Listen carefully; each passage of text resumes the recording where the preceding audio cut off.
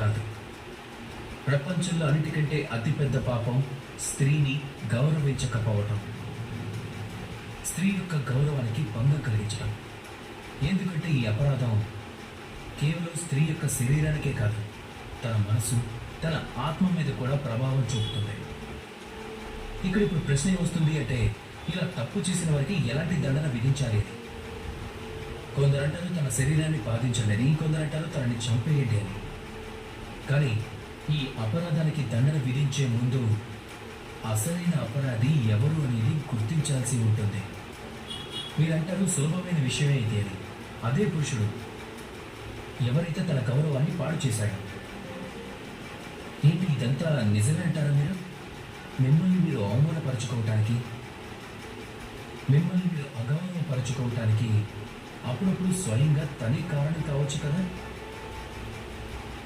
ఆలోచించి చూడండి. గౌరవాన్ని కోల్పోవటం నుంచి కాపాడుకోవటం కొరకు ముందు గౌరవం యొక్క హద్దు మీద దృష్టి పెట్టాల్సిన అవసరం ఉంది. రావణుడు సీతని అపహరించడానికి కారణం సీత అమాయకత్వమే. దాన్ని అడ్డు పెట్టుకుని రావణుడు సీతని ఆ లక్ష్మణ రేఖను దాటించగలిగాడు.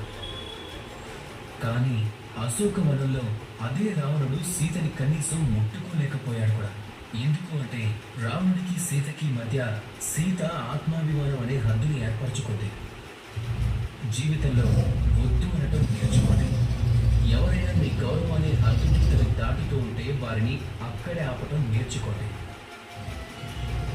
మీ మీద లేచే మొదటి హస్తాన్ని, అలాగే మీ సమస్యని ముందుగా అక్కడే ఆపటం నేర్చుకోండి. ఇక పురుషుడు కూడా సాహసం చేయడం, తిరిగి మీకు అవమానం చేయడానికి ప్రయత్నించడు కూడా. ఎందుకంటే స్త్రీ జనని, పూజ్యురాలు.